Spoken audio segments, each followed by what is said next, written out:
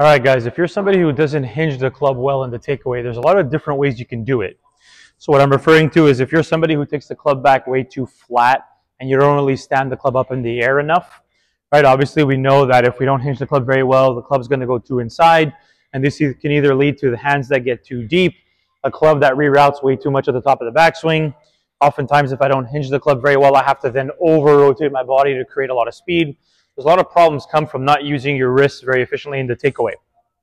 So whenever we think of standing this club up in the air, there's a lot of different ways you can actually get it there.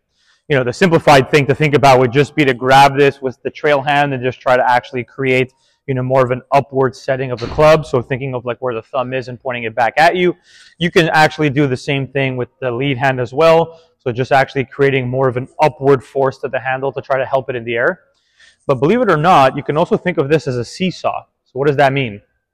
If you think of how a seesaw works, when one side goes down, the other side goes up, right? So if I'm standing here and I'm actually trying to get this club more vertical, I can get the club up in the air sooner if I actually press down on the top of the handle.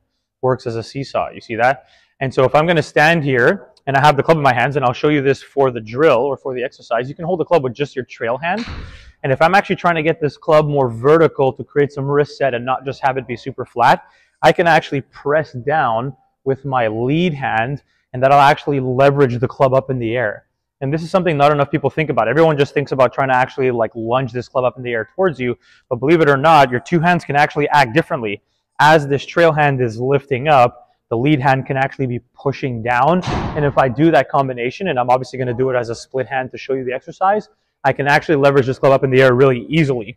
And so you can stand there in a takeaway, and you can do this exercise at home or, you know, with the ball in the driving range, and you can feel lifting up with the trail hand and pressing down with the lead hand. And if you blend those two things together, you'll stand the club way up in the air. And obviously now I have a much better wrist set that I can use and store energy with to the top of my backswing.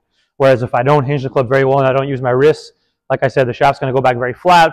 Oftentimes it comes with too much forearm rotation. I'll then either need to manipulate the club in some fashion at the top of the backswing, which is just a lot of rerouting and manipulations, or I'll have to then actively use my chest to go to the top of the backswing to create a lot of speed. So leverage the club down with the lead hand and up with the trail hand, and believe it or not, you'll actually get rid of that wrist set problems pretty quickly, as opposed to just trying to lunge both hands up in the air when you're doing it, okay?